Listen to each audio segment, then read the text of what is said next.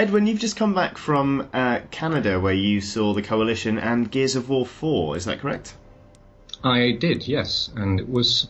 Well, I wouldn't say it was surprisingly good because I thought it would be good, but I was prepared to be underwhelmed by it because I'd seen it earlier in the year and wasn't sort of blown away. But I think that was partially just to do with how much they had to show at the time, whereas this time they had a lot to show. They had campaign, they had multiplayer, and they had the new Horde Mode, and they're all quite good.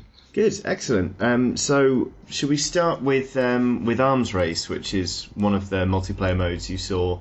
Which kind of, it sounds like a familiar format, but it's been done with a slightly Gearsy twist, from what I understand.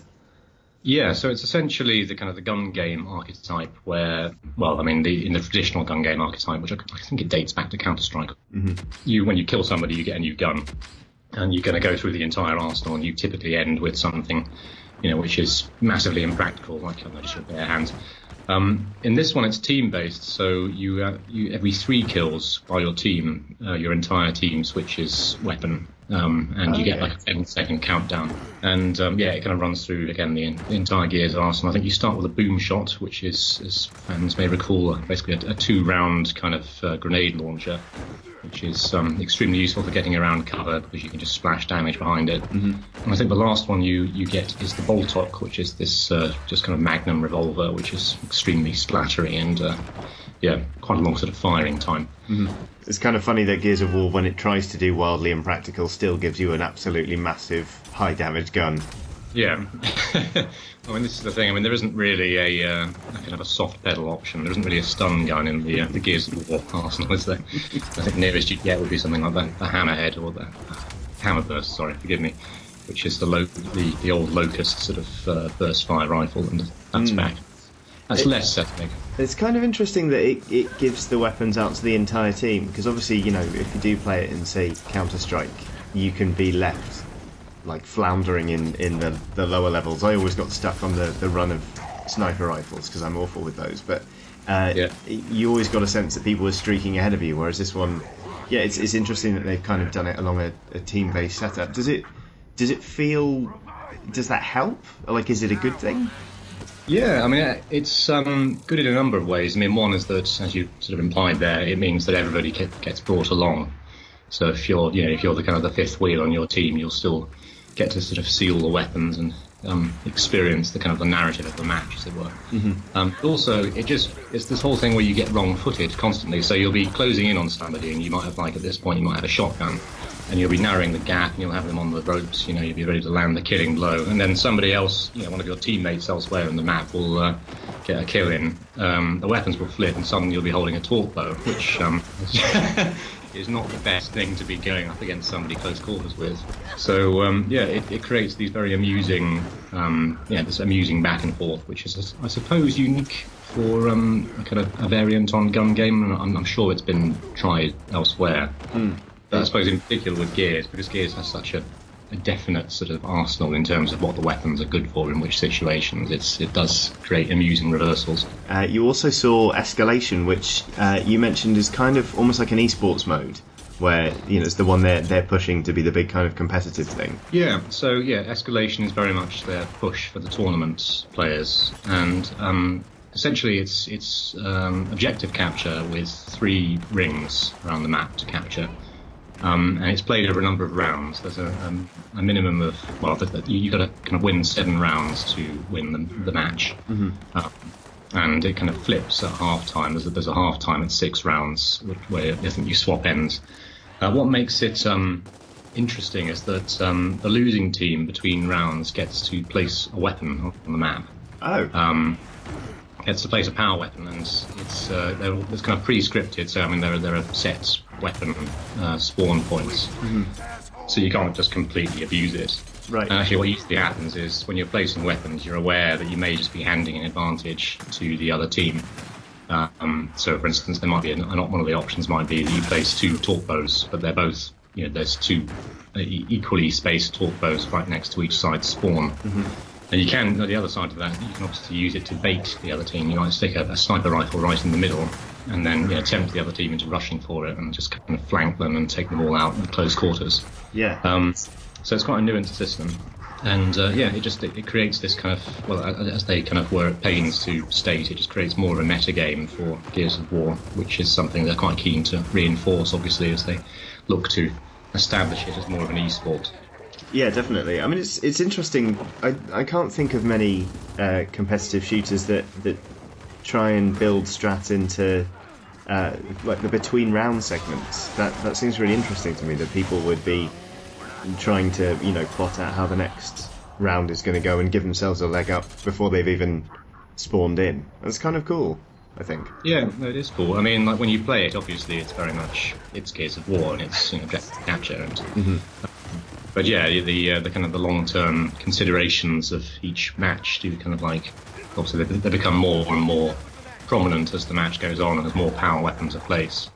Talking of that kind of that strategic element, from what I've seen, because you also played Horde Mode, some of that sort of strategic placing and earning of things and putting stuff down seems to have spilled into that as well, because for the first time you can place cover, is that right? Well, the big difference with the new Horde Mode is that you have this fabricator, which is a 3D printer that can be moved around the map by one or two players. You can build things opposite the fabricator. You can build turrets, you can build automatic turrets, you can build decoys that attract the AI, and you can build kind of like barbed wire fences. To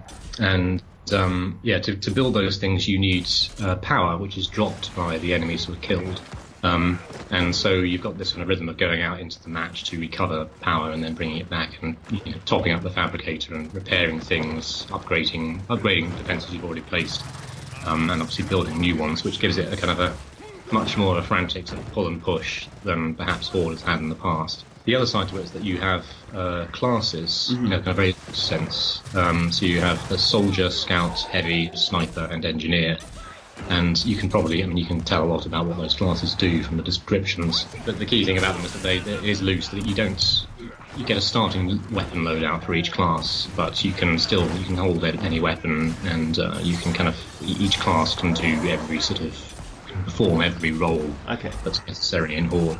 It's a more fluid take on the kind of the basic Horde setup of fortifying part of the map and holding off the waves of increasingly difficult enemies. Yeah, sure. It sounds very busy, to be honest. I mean, just from hearing, that you've got to go out and you've got to collect power from slain enemies and then top up your machine and choose what to print and where to put it and stuff like that. It seems like there's an awful lot to stay on top of. Is it overwhelming at all? I do wonder whether they might benefit from having a kind of a classic Horde mode in there where none of this applies and it's literally just. Well, I'm not sure how much they could strip it back at this stage without having to really change the balancing. But yeah, certainly taking out the kind of the sort of the more RPG inclined side of it. The other thing I was going to say is that each class has sort of skill cards that you unlock by playing that class and leveling it up and gaining progression with it. And those skill cards then shape your play. So if you're a scout, it might be that you get a plus 60% damage on your shotgun, which is handy because you're going to be out and about gathering stuff and you're going to be quite close to the enemies. Whereas for instance, the heavy class might get sort of bonuses to just damage with, like, for instance, turrets or kind of explosive items. And yes, there's quite a lot to sort of digest, and it's still very much like the rhythm of it is still as in the previous Horde games. But yeah, there is an extra layer of skilliness or whatever that may kind of like just annoy some players who just want to kind of get in and learn the maps and work as a team. Yeah, it all sounds very interesting, to be honest. It sounds like there's quite a lot to get to grips with in Gears of War 4, and I'm pleasantly surprised by the amount of stuff you've just talked about. Yeah, I mean, as I say, I wasn't expecting it to be quite this. I mean, it's still very much like the rhythm of it is very much take cover, shoot at whatever is unwise enough to not have taken cover yet, then try to get down a flank, or kind of find a power weapon. The arsenal is still very much built around the Lancer as a kind of dependable, one size fits all mid-range assault rifle with steady accuracy, and then on the other hand the Nash shotgun is this close-up surprise where you might want to somersault past somebody, spin, and then unload into them at point blank. But they're just kind of they've taken it forward in lots of little ways that whilst they perhaps don't have a huge impact at first, do kind of add up into something quite charismatic. Mm-hmm. And above all else, you sort of realise after a while that Gears of War used to be this game that was kind of a byword for generic gunplay because everybody was copying it, or at least everybody was copying its cover systems. And it's kind of survived that sort of process of cloning. And the franchise has gone underground, and obviously we've had some releases with the Ultimate Edition. Mm-hmm. But now it's kind of re-emerged, and everything that was imitating it has turned into something else. So like the Tom Clancy games have taken the cover system and just stuffed it full of gadgets. Uncharted, which was held up as its kind of big rival, has become a much more vertical, sort of open and more kind of sort of free-form and fluid, less sort of squaddy, tactical kind of game. Yeah. And so, Gears of War now, obviously with all its changes, but Gears of War in itself just is quite exotic in a strange way, in a way that I never thought I'd say, I guess. Yeah, that feels kind of a strange thing to hear. All right, lovely. Thank you so much.